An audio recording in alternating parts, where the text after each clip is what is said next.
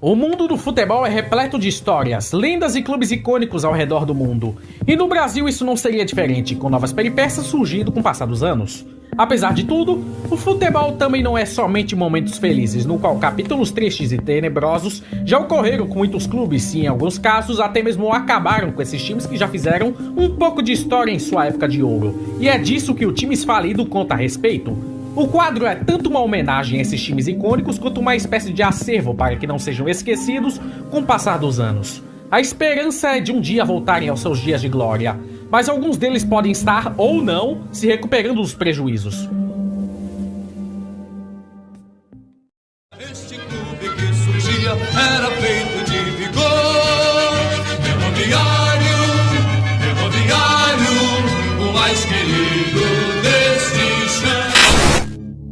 Enquanto a grande maioria dos estados brasileiros se encontravam já no profissionalismo e disputando campeonatos nacionais, o estado de Rondônia ainda estava engatinhando e optou por passar um bom tempo participando apenas de campeonatos amadores. E um desses times que mais conseguiu se destacar acabou sendo o Ferroviário Atlético Clube da cidade de Porto Velho, fundado em 10 de julho de 1943. A fundação do clube foi composta por funcionários da Estrada de Ferro Madeira Mamoré, cujo propósito era formar uma sede esportiva dos times de futebol, voleibol, basquetebol, natação e por aí vai. Mas como as ferrovias haviam sido desativadas pelo seu caráter deficitário, o prédio acabou sendo entregue ao ferroviário. Após a primeira edição do Campeonato Amador de Rondônia, o Ferroviário passou a se tornar uma máquina de ganhar títulos, pois já a partir da edição de 46, ele conseguiu se tornar campeão pela primeira vez, o primeiro de muitos que viriam. Em seguida, venceu mais 17 vezes o estadual nos anos de 47, 48, 49, 50, 51, 52, 55, 57, 58, 63, 70, 78, 79, 86, 87, 89 e 90, contabilizando 18 títulos no total. A última vez que o Ferroviário participou de um campeonato rondoniense havia sido em 1991, já no início da era profissional no futebol do estado, no qual acabou sendo vice-campeão para o Ji-Paraná, tendo sido derrotado pelo placar de 3-2, sendo que precisavam de apenas um empate para garantir o título, que acabou saindo caro no final das contas. Após o vice-campeonato, o Tricolor acabou se licenciando e hoje em dia atua apenas como clube social e aparentemente vai continuar nesse aspecto por um bom tempo, apesar das reclamações daqueles que presenciaram o passado vitorioso do clube implorando para que ele retorne. Após seu licenciamento, o futebol de Rondônia passou a ser mais focado nos times do interior que faturaram a taça diversas vezes, enquanto clubes da capital sofrem para chegar na final, coisa essa que no momento está sendo controlada pelo Porto Velho Esporte Clube, fundado em 2018. Como a nuvem no céu, Linhares é raça, nasceu com união.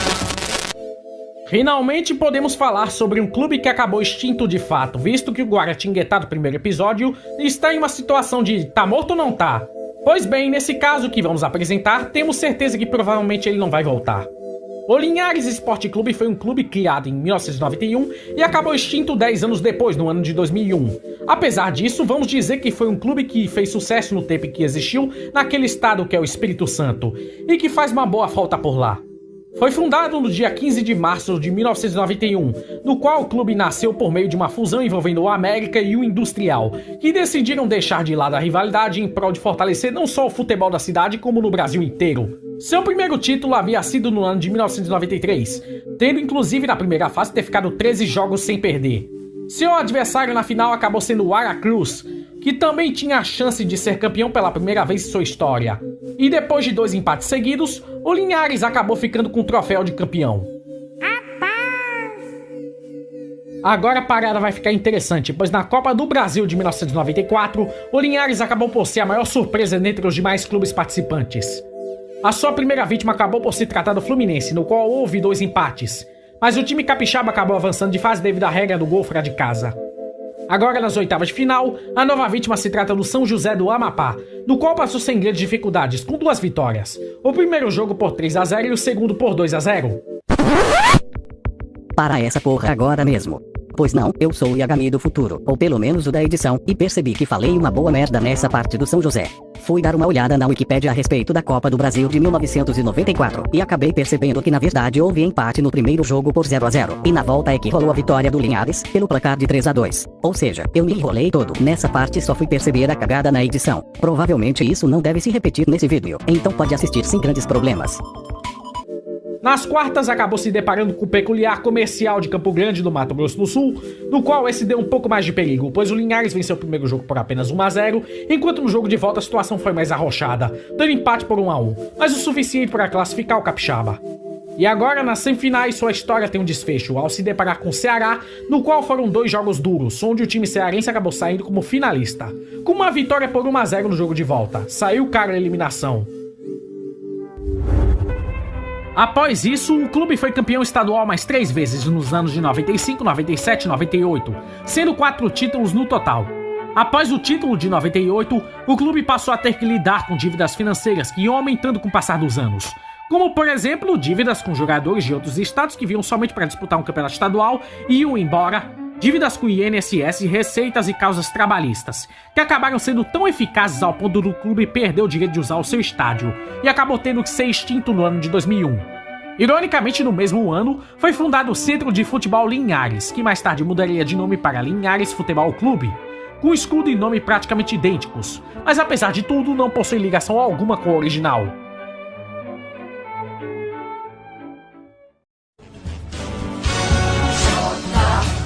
Jotinha, assim chamamos com razão. Jotinha, alegria do povão. Pra quem acompanha o canal desde a era que ele era apenas shitpost, deve ter ouvido falar desse clube peculiar, que sempre enfiava o mascote no meio por alguma coisa, como por exemplo essa imagem de Boa Noite que fiz escrito errado de propósito. De qualquer modo, vamos falar sobre o clube, pois é o que interessa. O time havia sido fundado em 27 de dezembro do ano de 1994, com o nome inicial de Clube Malutron, sendo até então administrada pelas 2 famílias tradicionais do Paraná, os Malucelli, Malu, e os Trombini, Tron, além de estar localizado na cidade de São José dos Pinhais. Com a criação da Lei Pelé, tecnicamente o Malutron /J Malucelli foi o primeiro clube empresa do Brasil. No ano de 1998, eles fizeram sua primeira participação em campeonatos profissionais, participando da Série Prata do Campeonato Paranaense e saindo como campeão logo de cara, batendo a equipe do Batel de Guarapava. Já no ano seguinte, disputou a Série Ouro e conseguiu surpreender, terminando a primeira fase em 4º colocado e posteriormente chegando nas semifinais do campeonato, mas a festa acabou quando se depararam com o Paraná, aí não teve jeito. O ano de 2000 foi bastante especial para o clube empresa, pois devido ao Gama ter conseguido vencer o processo na Justiça Comum relacionado ao seu rebaixamento por conta do episódio envolvendo Sandro Hiroshi, da equipe do São Paulo, a CBF acabou sendo impedida de organizar o Campeonato Brasileiro, e o Clube dos 13 acabou tendo que criar a bizarra Copa João Avelange para suprir essa falta de calendário. E por conta disso, o Malutron ganhou o direito de disputar o módulo verde e branco, que seria o equivalente da Série C, apesar de nunca ter sido oficializado como tal. Tal módulo era o que tinha mais clubes participantes dentre todos, e consequentemente tinha mais fases a se disputar, tendo grupos regionalizados com exceção da última fase. Como temos pressa, vamos direto falar a respeito da final dos módulos, onde o grupo do Malutron, no caso o grupo 2, era composto por Tunaluso, Et Jundiaí, conhecido como Paulista de Jundiaí, e o Motoclube, onde o time do Paraná conseguiu terminar em primeiro e garantir sua vaga na final. Seu rival naquela final tratava-se do Uberlândia, que já foi campeão da Série B de 1984. E o primeiro jogo lá em Minas Gerais terminou no placar de 1-1, tendo que jogar a final na Vila Capanema. E sendo apoiado por muitos habitantes de Curitiba, o Malutron conseguiu superar a equipe do Uberlândia pelo placar de 3-2 e saiu como campeão do módulo. O título ficou icônico principalmente pelas notícias de grandes jornais que comentavam a respeito, no qual inclusive já rolava até piada com o nome de remédio. Continuando, ainda faltava o mata-mata dos clubes de melhor desempenho geral, e o Malutron acabou se deparando com a equipe do Cruzeiro, e não deu outra. 3-0 pro time de Belo Horizonte no primeiro jogo e um honroso 1-1 no jogo de volta, terminando o campeonato em 15º colocado no geral. Em 2001 ganhou o direito de disputar a Série B, E provavelmente foi a partir daí que rolou o maior defeito do clube empresa, que foi o fato dele ascender rápido demais no futebol brasileiro, pois nem as duas famílias previam um crescimento massivo do clube igual aconteceu, gerando problemas na questão financeira e por pouco não foram rebaixados, tendo que vencer uma repescagem contra Tunaluso, rebaixando assim o clube paraense em seu lugar. Apesar de tudo, em 2002 o time de São José dos Pinhais desistiu de disputar o campeonato, sendo automaticamente rebaixado e permitindo a entrada do Guarani de Sobral, o melhor dentre os times que não subiram da Série C para B. Depois desse caso, a família Trombini abandonou o projeto e com isso a equipe teve que mudar seu nome para J. Malucelli, e durante os anos de existência foi um time que conseguiu de certo modo bater de frente com os três grandes da capital, no qual 7 anos após o título do módulo verde e branco, a equipe conseguiu vencer a disputa da Taça FPF, que na época era chamada de Copa Paraná, batendo Londrina por 2-1 no jogo de volta já em seu novo estádio, o Eco Estádio Janguito Malucelli, obtendo assim vaga na Série C de 2008 e na Copa do Brasil de 2009. A partir daí, provavelmente o clube havia feito o maior erro de sua existência, no qual o fato de terem assinado uma parceria com o Corinthians, criando uma filial e substituindo o Jotinha. Assim surgindo o Corinthians Paranaense em 2009, que tinha um problema grave logo no seu escudo, pois uma regra do clube paulistano é nunca usar cor verde em qualquer coisa relacionada ao clube, sob a acusação de referência ao Palmeiras. E a bandeira do Paraná tinha verde, o que forçou o novo clube a usar a bandeira de São Paulo mesmo, gerando forte antipatia nas demais torcidas dos times paranaenses devido ao bairrismo e sentimento de ameaça. Apesar de terem feito uma Série D bem decepcionante em 2009, sendo eliminados na segunda fase pela Chapecoense, o novo clube até que foi muito bem na Copa do Brasil de 2010, conseguindo chegar até as oitavas de final, sendo eliminado pelo Vasco da Gama, mas tendo despachado anteriormente o Juventude e o Ceará. A parceria durou até 2012, voltando a se chamar J. Malucelli. O desfecho do clube acabou sendo em 2017, quando foram rebaixados no Campeonato Paranaense por meio do STJD, que puniu o clube com a perda de 17 pontos após a escalação irregular do atacante Jetterson. O clube ficou puto e com razão, tendo que desistir da Série D de 2017 alegando problemas financeiros, encerrando suas atividades até nas categorias de base, encerrando assim a vida do clube que, apesar de estar considerado como extinto, é possível ainda ver seu nome cadastrado no site da federação, o que também pode indicar licenciamento. Apesar desse tanto de informações que dei para essa parte do vídeo, eu recomendo bastante você assistir o documentário Faz do Presente a História, que conta dos primórdios até o fim da história de maneira maestral. Um dos melhores documentários que eu já assisti, confesso. O link vai estar na descrição. Meu amarelo e preto, meu time do peito, meu velho Ipiranga. O povo foi quem te criou, consagrou o time do nosso amor. Esporte Clube Ipiranga é uma equipe da cidade de Salvador, tendo sido fundada no dia 7 de setembro de 1906, mais especificamente no dia da independência. O Aurinegro é o terceiro maior campeão do Campeonato Baiano, ficando atrás da dupla Bavi, além de ser um dos clubes mais tradicionais no estado, apesar de se encontrar na atualidade em estado deplorável.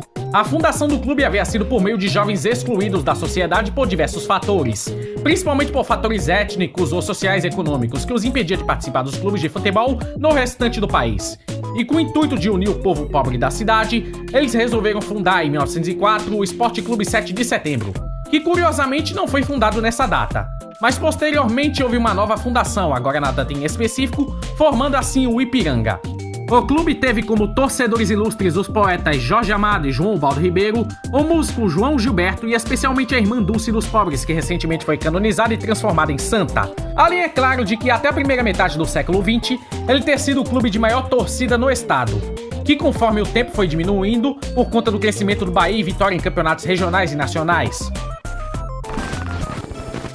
Considerando apenas os títulos da primeira divisão do Campeonato Baiano, o Ipiranga possui 10 títulos no total, nos anos de 17, 18, 20, 21, 25, 28, 29, 32, 39 e 51, sendo que 7 títulos dentre esses 10 foram invictos, um número interessante, além de terem vencido o Torneio dos Campeões do Norte e Nordeste de forma invicta em 51, que era uma espécie de torneio antecessor do que no futuro seria a Copa do Nordeste. O mais querido, após seu último título, entrou em estado de decadência, além de diversas crises econômicas que ferraram com o clube principalmente nos anos 70 com diretorias péssimas, ao ponto de terem sido rebaixados 3 vezes. Eles tentaram obter uma retomada ao futebol tentando conseguir o acesso para a divisão de elite a partir da década de 2010, no qual bem que tentavam, mas sempre conseguiam vacilar e perder a vaga para algum outro time. De início, eles estavam pagando suas dívidas muito bem, tanto é que até suas negociações dos anos 70 estavam sendo quitadas. Mas devido à entrada de um grupo de investidores em 2017, a situação conseguiu ficar ainda pior, pois ao invés de ganharem dinheiro, passaram a perder bastante grana e ficar devendo novamente, voltando assim ao licenciamento, tendo desistido do campeonato. Atualmente eles disputam apenas campeonatos de base, sua sede foi demolida para a construção de uma escola, mas em troca o governo do estado iria financiar a reforma do CT da Vila Canária, indicando assim que ainda há uma esperança ao mais querido da Bahia. Um clube com história imensa igual o Ipiranga não merece ficar desse jeito, ainda mais agora que Bahia e Vitória andam em decadência nacional.